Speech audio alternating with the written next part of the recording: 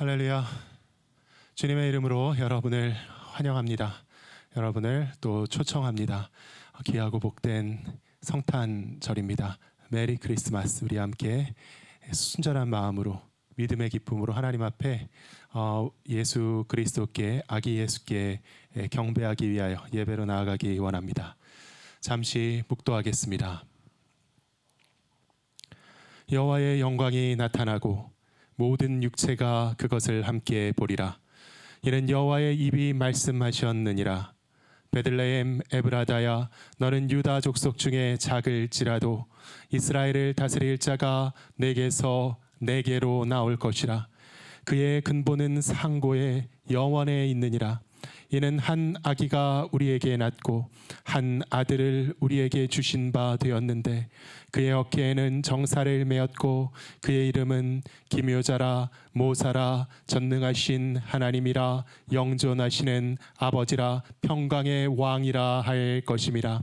그 정사와 평강의 더함이 무궁하며 또 다윗의 왕좌와 그의 나라에 군림하여 그 나라를 굳게 세우고 지금 이후로 영원히 정의와 공의로 그것을 보존하실 것이라. 천사가 이르되 무서워하지 말라. 보라, 내가 온 백성에게 미칠 큰 기쁨의 좋은 소식을 너희에게 전하노라. 오늘 다윗의 동네에 너희를 위하여 구주가 나셨으니 곧 그리스도 주시니라. 거룩하신 사랑의 주님, 감사합니다.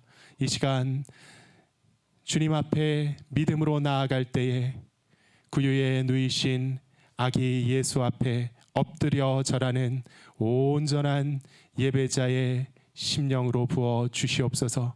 이 예배 가운데 홀로 영광 받아 주시옵시고 예배하며 찬송하는 우리의 심령 위에 하나님의 거룩하고 신령하신 은혜를 넘치도록 부어 주시옵소서.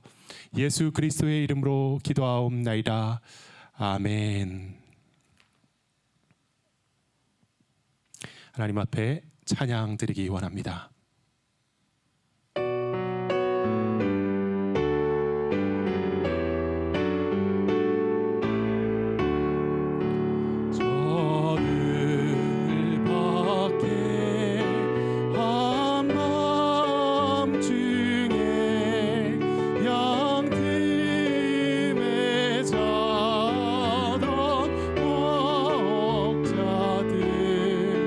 전사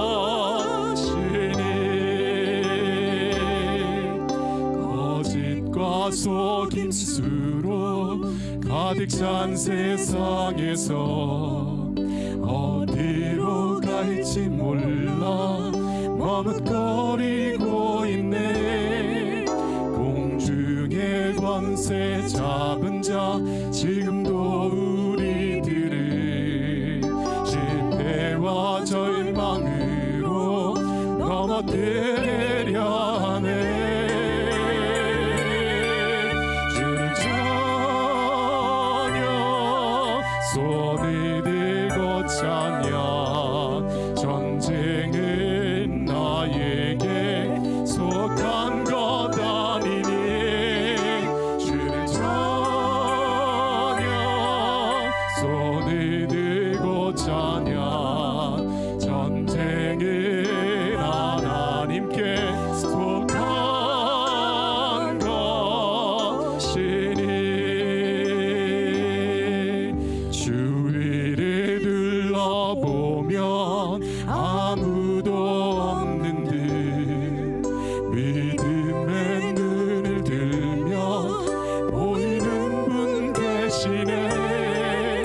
지금도 내 안에서 역사하고 계시네. 사망과 어둠의 권세 물리치신 예수님. 주를 찬양 손을 들고 찬양. 전쟁은 나에게 속한 것 아니니. 주를 찬양 손을 들고 찬양. 전쟁은 하나님께 속한 것이니.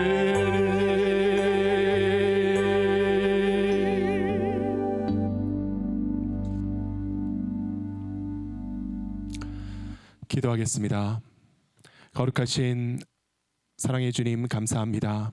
이 아름다운 성탄의 절기를 맞이하여 믿음으로 하나님 앞에 나아올 때에 정성과 기쁨으로 봉헌할 수 있는 놀라운 특권을 우리에게 허락하여 주시니 감사합니다.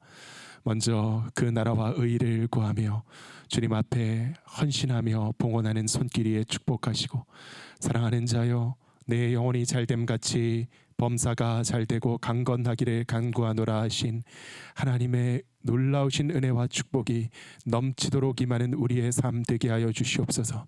우리의 발걸음을 인도하여 주시고 사망의 음침한 골짜기를 지날지라도 우리의 목자 되신 여호와 하나님의 크신 팔의 능력을 의지하며 다 함대하고 기쁨으로 믿음으로 개가를 부르며 나아갈 때에 승리하는 귀한 주의 자녀 되게 하여 주시옵소서. 이 귀한 성탄절 2000년 전 하나님께서 정하신 그날에 베들레헴 떡집이라는 이름의 동네에 아기 예수를 말구이에 강보에 쌓여 누이게 하시며 우리에게 주신 하나님 아버지, 놀라우신 주님의 사랑의 은혜 가운데 부족하고 가치 없는 종이 모든 것을 주님께 드리며 고백하며 헌신하고 예배하는 삶을 살아갈 때 풍성한 은혜로 부어주시는 귀한 삶 되게 하여 주시옵소서. 홀로 영광과 찬송과 높임을 받아 주시기를 간구하오며 이 모든 말씀 우리 주 예수 그리스도의 이름으로 기도하옵나이다. 아멘.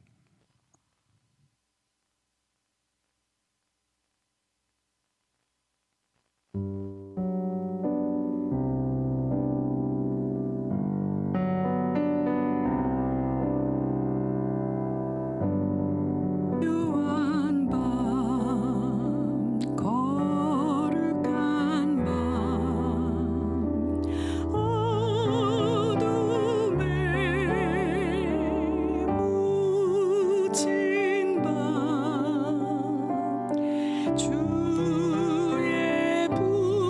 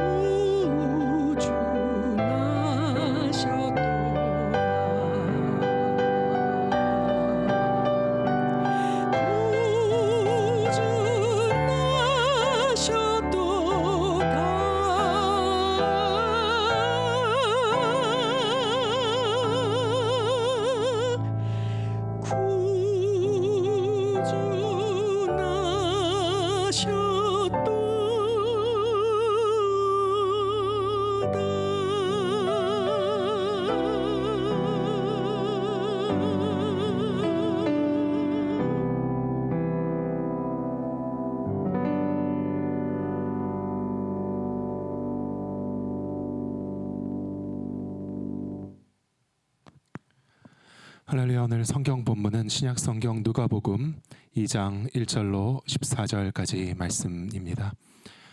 그때에 가이사 아구스토가 영을 내려 천하로 다 호적하라 하였으니 이 호적은 구레뇨가 수리와 총독이 되었을 때에 처음 한 것이라. 모든 사람이 호적하러 각 고향으로 돌아가매 요셉도 다윗의 집 족속이므로 갈릴리 나사렛 동네에서 유대를 향하여 베들레헴이라 하는 다윗의 동네로 그 약혼한 마리아와 함께 호적하러 올라가니 마리아가 이미 잉태하였더라. 거기 있을 그때에 해산할 날이 차서 첫 아들을 낳아 강보로 싸서 구유에 뉘었으니 이는 여관에 있을 곳이 없음이러라. 그 지역의 목자들이 밤에 밖에서 자기 양떼를 지키더니 주의 사자가 곁에 서고 주의 영광이 그들을 두루 비춤에 크게 무서워하는지라. 천사가 이르되 무서워하지 말라. 보라, 내가 온 백성에게 미칠 큰 기쁨의 좋은 소식을 너희에게 전하노라. 오늘 다윗의 동네에 너희를 위하여 구주가 나셨으니 곧 그리스도 주시니라. 너희가 가서 강보에 쌓여 구유에 뉘어 있는 아기를 보리니 이것이 너희에게 표적이니라 하더니 호련히 수많은 천군이 그 천사와 함께 하나님을 찬송하여 이르되 지극히 높은 곳에서는 하나님께 영광이요 땅에서는 하나님이 기뻐하신 사람들 중에 평화로다 하니라. 아멘. 좋으신 사랑의 주님 감사합니다. 주님의 음성 듣게 하시고 말그 위에 누이신 아기 예수님을 믿음으로 배웁고 경배하는 귀한 이 시간 되게 하여 주시옵소서. 성탄의 주님 홀로 영광 받아 주시옵소서. 예수 그리스도의 이름으로 기도하옵나이다. 아멘. 구유의 아기라는 제목으로 하나님 말씀 증거하기 원합니다. 누가복음의 탄생 기사는 우리가 조금 전에 읽은 2장 1절에서 14절까지 본문에 기록되어 있습니다. 우리가 조금 전에 읽은 이 본문은 크게 두 부분으로 나뉜다고 생각됩니다. 첫 부분은 1절에서 7절까지고 그 다음은 8절에서 14절까지 이렇게 딱 절반으로 전반부와 후반부로 나뉜다고 볼 수 있습니다. 전반부에서는 예수님 탄생의 배경과 사건을 우리에게 알려줍니다. 그래서 중심 사건은 아기 예수가 베들레헴에서 태어나셨다라는 이야기고요. 그 배경은 바로 로마 황제 가이사 아구스토가 호적 명령을 한 일이었습니다. 천하로 다 호적하라 라는 이 로마 황제의 명령으로 인해 갈릴리 나사렛에 거주하던 요셉이 마리아와 함께 베들레헴으로 여행을 시작하죠. 근데 여기 마리아에 대해서 본문은 두 가지의 정보를 줍니다. 첫째는 그 약혼한 마리아다. 두 번째는 그 마리아가 이미 잉태하였다. 이렇게 두 가지의 정보를 줍니다. 자기가 약혼한 정혼녀, 아직 결혼은 하지 않은 약혼한 정혼녀가 결혼 전인데 잉태를 해 있었다는 것입니다. 그래서 아주 간결한 표현이지만 그 안에 담긴 정보는요, 우리를 긴장하게 만듭니다. 참 무슨 상황이냐. 아주 예사롭고 당연한 일이 아니라는 것이죠. 어쩌면은 이 요셉이 굳이 몸이 무거운 마리아를 데리고 베들레헴까지 힘든 여행을 하기로 결심한 이유가 여기에 있을지도 모른다는 생각을 해봤습니다. 어쩌면 이 요셉은 이참에 완전히 이주를 해서 베들레헴에서 우리 조상들의 근원이 있다고 하는 그 베들레헴이라는 도시에서 다시 한번 정착하고 새 출발을 해보면 어떨까 하는 계획을 세웠을지도 모르겠습니다. 약 2년 뒤에 동방 박사들이 별을 보고 유대로 찾아온 것으로 여겨집니다. 예수님 탄생하실 때 하늘에 나타났던 이상한 징조, 한 놀라운 별을 동방 박사들이 봤는데 이 동방 박사들은 동방에 있는 먼 나라의 천문학자들이거든요. 그 사람들이 이제 별을 보고 나서 그 다음 날 비행기 표를 예약해가지고 한 1, 2주일 있다 돌아온 것이 아니라 예물을 준비하고 모여가지고 긴 여행을 했을 것입니다. 그래서 한 2년 가까이나 되는 오랜 시간이 걸려서 그들이 헤롯 왕에게 유대 왕으로 나시니가 어디 계시냐라고 물었을 때 그때 이 요셉의 가족은 여전히 베들레헴에 살고 있었다고 마태복음은 증거하고 있습니다. 그래서 오랫동안 머물다가 이제 그 헤롯이 유아 학살을 하려고 할 때 천사의 현몽을 받고 요셉이 이 애굽으로 도주를 하였다가 도피를 하였다가 몇 년 후에 또 돌아오면서 나사렛으로 돌아왔다, 이렇게 성경은 기록하는 것이죠. 아무튼 가이사 아구스토의 명령으로 호적을 해야 했기 때문에 요셉은 베들레헴으로 왔고 그곳에서 마리아는 첫 아들을 낳았고 그 아이는 강보에 쌓여졌으며 구유에 뉘었다라고 본문은 증거하고 있습니다. 왜냐하면 이유를 설명하죠. 여관에 있을 곳이 없음이러라. 여관에 있을 곳이 없어서 말 구유에 그 아이를 뉘었다는 것입니다. 그래서 굉장히 겸손하고 그렇게 풍요롭지 못한 환경 속에서 이 아기는 탄생하였다는 것이죠. 이 두 부분 가운데 전반부는 그러므로 담담하게 역사적인 사실을 기술하고 있다고 볼 수 있겠습니다. 반면에 이 후반부는 정말 초현실적이고 초자연적이고 환상적인 계시의 사건이 벌어지죠. 그날 밤에 그 지역에 목자들이 있었습니다. 들에서 양을 치다가 하나님의 천사를 그들이 만납니다. 그 지역의 목자들이라고 한 명이 아니죠. 여러 명의 목자들이 있었다라는 것입니다. 한 명이 졸다가 꿈을 꾼 것이 아니라 여러 명이 동시에 일시에 한 곳에서 이 광경을 목격한 것이죠. 하나님의 천사가 그들 앞에 나타났고 분명히 한밤중인데 캄캄하고 추운 한밤중이었는데 주의 영광이 그들을 두루 비추었다라고 말씀은 적고 있습니다. 주변이 대낮보다 더 환해졌는데 그 빛이 이 세상의 자연현상에 속한 어떤 빛이 아니라 오묘하고 신비로운 하나님의 영광이었다. 그 빛의 예사롭지 않음을 그들이 즉각적으로 알 수 있었다는 것입니다. 그러자 그들은 놀라는 것을 넘어서서 크게 무서워했습니다. 그때 천사가 이르기를 너희는 무서워하지 말라. 보라, 내가 온 백성에게 미칠 큰 기쁨의 좋은 소식을 너희에게 전하노라 라고 이야기하죠. 그리고 뭡니까? 빛을 보았고 하나님의 영광을 보았고 천사를 보았고 그 다음에 천사의 말도 들었다는 것이죠. 그 말의 내용을 살펴보면요, 그들이 처음 하나님의 영광을 깨닫고 느꼈던 두려움이라는 감정과는 상반되게 두려워하지 말라. 큰 기쁨을 내가 전할 것이다. 엄청난 기쁜 일이 생겼다라는 기쁨의 소식이었다는 것이죠. 오늘 다윗의 동네에 너희를 위하여 구주가 나셨으니 곧 그리스도 주시니라. 너희가 가서 강보에 쌓여 구유에 뉘어 있는 아기를 보리니 이것이 너희에게 표적이니라. 천사가 이야기합니다. 근데 굉장히 어떤 뮤지컬의 연출처럼 그 말이 떨어지자마자 갑자기 허다한 천군이 나타나서 그 천사와 함께 하나님을 찬송하기 시작했다는 것입니다. 이 수많은 천군이라는 표현은요, 구약에서 흔히 나오는 만군의 여호와라는 표현이 많이 나오는데요, 그 만군의 여호와에서 그 만군에 해당하는 그게 바로 이 천군입니다. The Lord of Hosts, 영어로 이렇게 번역되는데 큰 무리, 큰 군대를 거느리신 여호와 하나님이라는 거죠.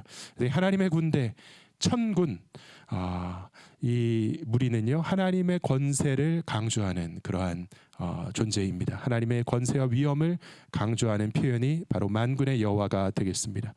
하나님께는 하나님을 옹이하고 명령을 받드는 엄청난 수요의 천군이 존재한다라고 성경은 증거합니다. 이 천군은 본문의 첫머리에 나오는 로마 황제의 권세랑 짝을 이루고 대비를 이룬다고도 보여집니다. 천하로 호령하라고 호령하는 가이사 아구스토의 천하로 호적하라고 호령하는 가이사 아구스토의 그 배후에는 로마 군대가 떡하니 버티고 있는 것이죠. 그 사람이 소리치고 명령한다고 뭐 들을 이유가 없는데 그에게는 엄청난 무력이 있고 권세가 있기 때문에 쩔쩔매면서 온 세상이 굴복했던 것이죠. 이 세상 권력자의 군대는 식민지 백성들을 탄압하고 하기 싫은 걸 강요하고 그들의 가진 것들을 탈취하는 일들을 주로 했습니다. 약탈하는 일들을 주로 했습니다. 심지어는 생명까지도 빼앗았죠.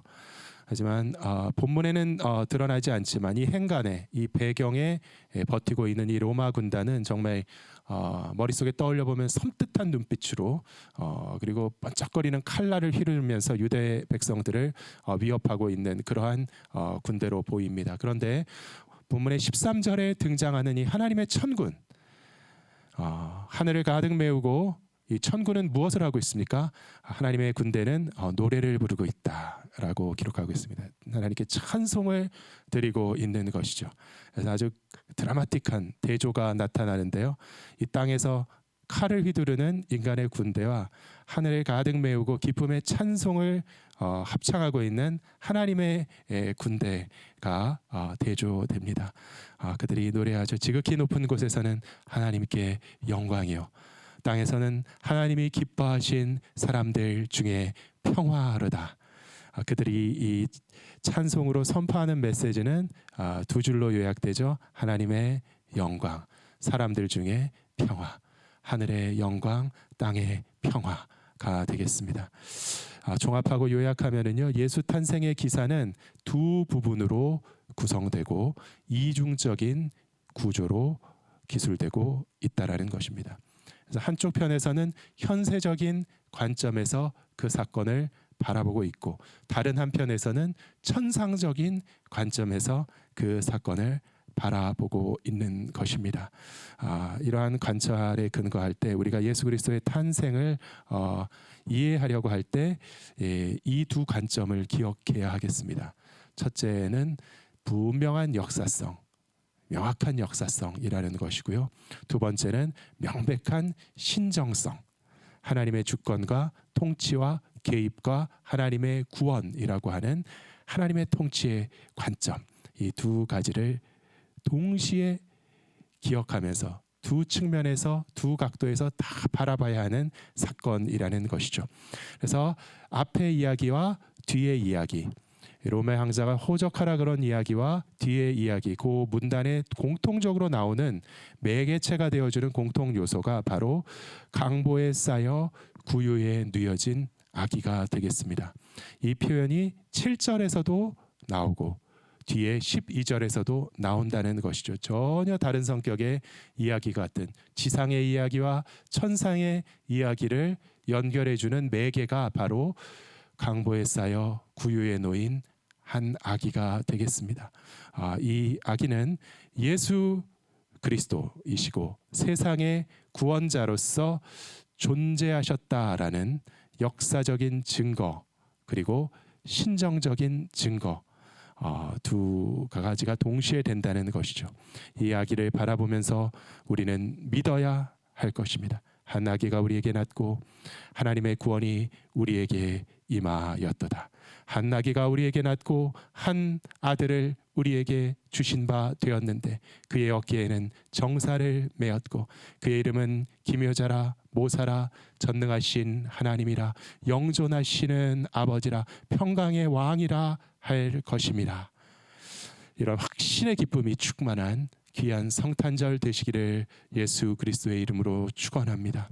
그렇다면 올해도 성탄을 맞이하면서 다시 한번 늘 새로운 이야기는 없고 반복되지만 다시 한번 이 성탄의 메시지를 묵상할 때 이 구유에 놓인 아기의 의미를 새롭게 새삼 정리하고 묵상하면서 오늘 이 시간을 마무리하기 원합니다. 첫째, 2000년 전 베들레헴의 구유 위에 뉘어진 이 아기는 하나님께서 우리를 위해 이 땅에 보내신 참 구원자이심을 기억하기를 원합니다. 진짜로 아기 예수는 태어나셨습니다.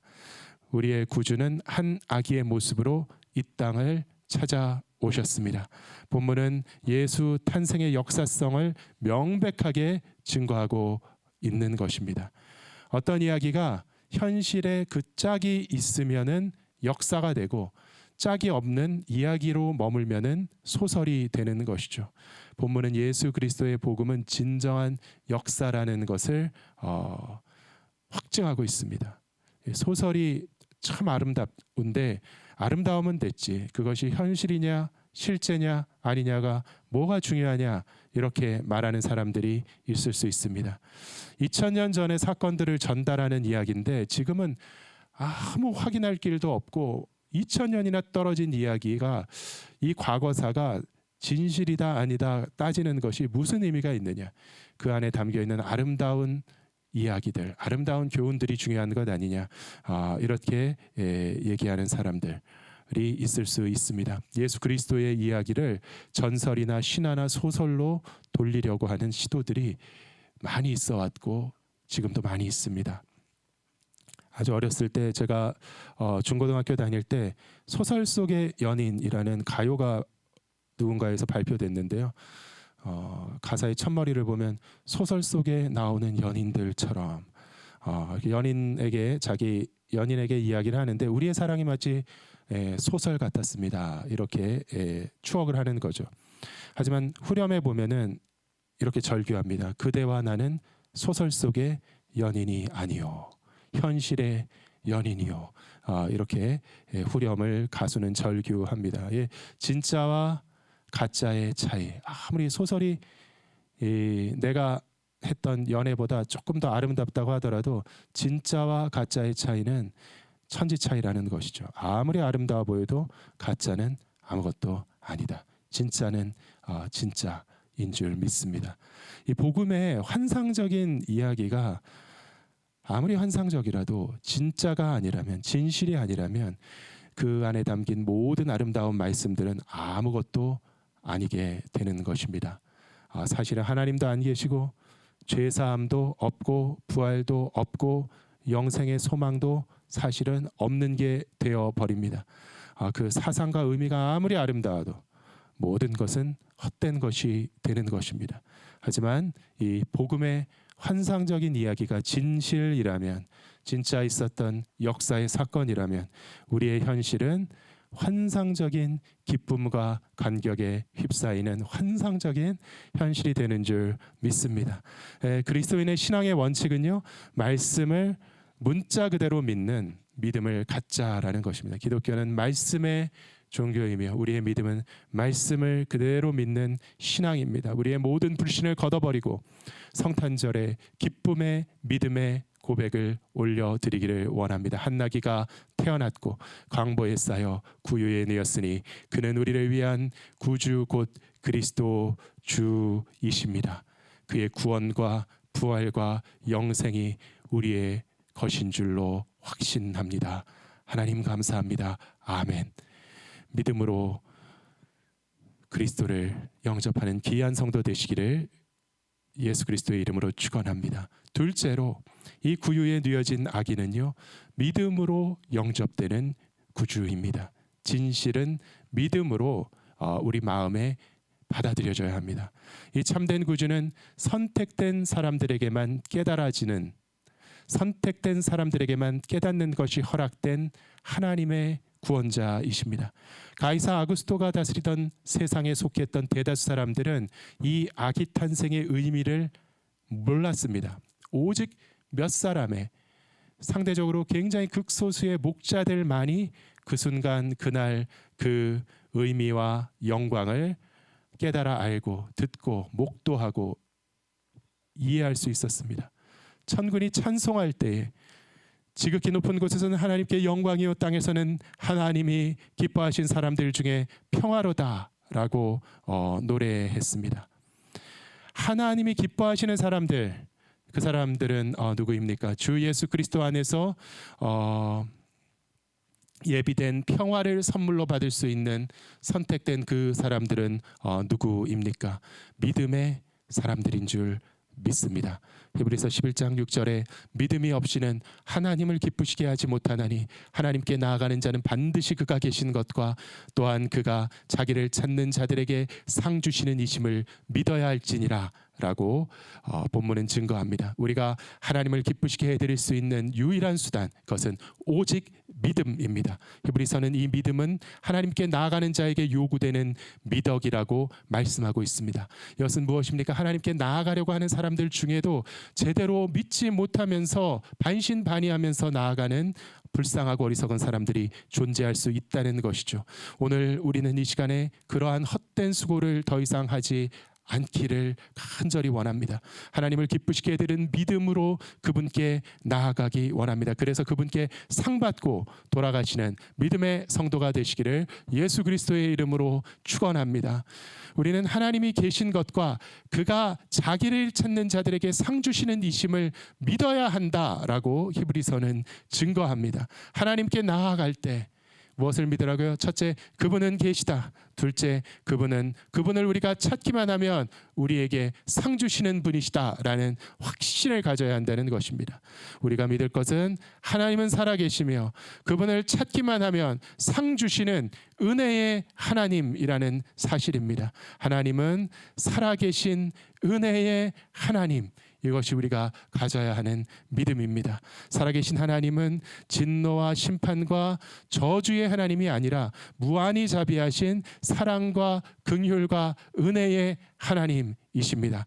이 은혜를 믿는 것이 예수를 믿는 것이죠. 하나님은 죄인인 나를 위해서 그의 고귀한 독생자를 대속의 피를 흘릴 희생의 제물로 내어 주셨습니다. 예수를 믿으면 하나님의 은혜를 믿게 되고, 은혜를 믿는 사람은 바로 예수 믿는 사람인 것입니다. 믿음의 눈으로 예수를 만나고 천군과 함께 기쁨의 찬송 부르는 은혜 누리시기를 간절히 축원합니다. 거룩하신 하나님, 당신은 영원히 살아계시며 나의 죄와 허물뿐인 인생을 그대로 보시고 있는 그대로 대하지 않으시고 행한 대로 갚아주지 않으시고 그 아들의 보혈로 내 모든 죄를 깨끗이 사하시고 순전한 의의 자녀로 삼아 주신 줄 믿습니다. 오직 그 예수를 믿는 믿음으로 하나님께 나아가고 아버지를 찾기만 하면 하나님은 저를 기뻐하시고 사랑하시고 무한한 상급으로 부어주시는 아버지이신 줄 믿습니다. 이 믿음의 눈으로 오늘 강보에 쌓인 아기를 보면서, 아기 예수님을 보면서 고백하기 원합니다. 한 아기가 우리에게 낳고 그는 우리의 모든 죄의 짐을 대신 져주시는 것으로 그의 정사를 그의 어깨에 메었고 우리 대신 못 박혀 죽으실 저주의 십자가를 어깨에 메고 갈보리 언덕을 오르시는 그리스도시며 나를 위해서 대신 죽으시는 하나님의 아들이시며 나를 위해 다시 살아나신 영원한 내 인생의 주님이신 줄 믿습니다. 세 번째로 이 아기의 의미는 기쁨과 평화라고 성경은 본문은 우리에게 가르칩니다. 천사가 이르되 무서워하지 말라. 보라, 내가 온 백성에게 미칠 큰 기쁨의 좋은 소식을 너희에게 전하노라. 호련히 수많은 천군이 그 천사와 함께 하나님을 찬송하여 이르되 지극히 높은 곳에서는 하나님께 영광이요 땅에서는 하나님이 기뻐하신 사람들 중에 평화로다 하니라. 이 기술을 보면은요, 이 예수 탄생의 사건의 본질이 무엇으로 계시되는 줄을 알 수 있습니다. 그래서 기쁨의 사건, 영광의 사건, 기쁨과 영광이 가득한 영화로운 사건이라는 것이죠. 로마의 압제를 받고 있는 유대 민족 가운데 오래전에 몰락한 다윗 집안의 후손 한 사람이 고향 땅에 돌아와서 마구간에서 첫 아기를 출산하는 그런 스산하고 쓸쓸하고 서러운 이야기가 아니라 이 사건은 기쁨의 이야기요, 영광의 이야기요, 평강의 이야기인 줄 믿습니다. 이 아기의 앞길이 앞으로 굉장히 험난할 것입니다. 그 인생의 과정에는 많은 역경과 슬픔과 비극들이 펼쳐질 것을 우리는 알고 있습니다.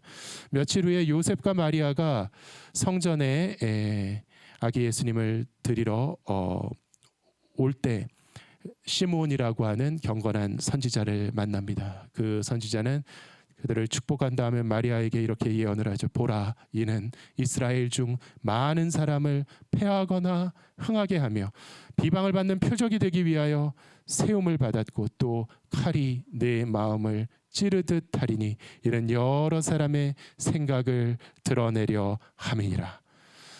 그 많은 그 슬픔과 고통에 대한 예언이 함께 주어졌습니다. 그리고 이 시므온의 예언은 그대로 이루어졌습니다. 하지만 결론은 하나님의 영광인 줄 믿습니다. 결론은 온 백성에게 미칠 큰 기쁨인 줄 고백합니다. 그리고 땅에서는 하나님이 기뻐하신 사람들 중에 평화라고 우리는 선포합니다. 영광과 기쁨 그리고 평화, 이것이 바로 모든 이야기의 결론입니다. 성도의 삶에도 역경과 환란이 존재하기 마련입니다. 바로 오늘 이 순간에도 우리는 만만치 않은 시련을 겪으면서 하루하루를 보내고 있습니다. 하지만 결말이 모든 것을 결정하죠. 끝이 행복하면 행복한 이야기가 되는 것입니다. 끝이 불행하면 아무리 중간이 재미있고 행복해도 불행한 결말이 되는 것이죠. 주 예수 그리스도의 복음의 이야기는 완벽한 해피 엔딩인 줄 믿습니다. 완벽한 기쁨의 이야기인 것입니다. 그래서 그 이름도 복음, 기쁜 소식이라고 하는 것이죠. 우리는 확실한 소망의 백성인 줄 고백합니다. 끝이 좋으면 모든 과정이 어떠한 일이 있었든 간에 결말이 행복하면요, 모든 과정은 그 결말을 더욱더 아름답게 만들어주는 아름다운 소품으로 변하는 것이죠. 복음을 믿는 믿음과 소망 가운데 여러분은 어떤 결말을 눈앞에 떠올리며 하루하루를 살아가고 있습니까? 그것은 형언할 수 없고 비교할 수 없는 영광, 그 영광이 저와 여러분을 기다리고 있는 줄 믿으시기를 예수님의 이름으로 축원합니다. 무서워하지 말라. 보라, 내가 온 백성에게 미칠 큰 기쁨의 좋은 소식을 너희에게 전하노라. 지극히 높은 곳에서는 하나님께 영광이요, 땅에서는 하나님이 기뻐하신 사람들 중에 평화로다. 항상 기뻐하라. 쉬지 말고 기도하라. 범사에 감사하라. 아무것도 염려하지 말고 다만 모든 일에 기도와 간구로 너희 구할 것을 감사함으로 하나님께 아뢰라. 그리하면 모든 지각에 뛰어난 하나님의 평강이 그리스도 예수 안에서 너희 마음과 생각을 지키시리라. 아멘. 메리 크리스마스. 아기 예수 우리의 영원한 구주께서 탄생하셨습니다. 담대한 믿음으로 기쁨과 평강의 성탄 보내시는 귀한 성도 되시기를 예수 그리스도의 이름으로 축원합니다. 거룩하신 사랑의 주님 감사합니다. 이 시간 말귀 위에 놓이신 그 아기의 영광, 그 아기의 능력, 그 아기의 구원, 그 아기 안의 평강을 바라보며 믿는 우리에게 하나님의 구원의 능력이 역사하며 현실이 되고 소망이 되고 생명이 되는 귀한 은혜 허락하여 주시옵소서. 예수 그리스도의 이름으로 기도하옵나이다. 아멘. 이제는 우리 주 예수 그리스도의 은혜와 아버지의 무한하신 사랑과 성령의 교통하심이 지금 여기 모인 주의 사랑하는 자녀들의 머리 위에 이제와 영원토록 함께 하시기를 간절히 축원하옵나이다. 아멘.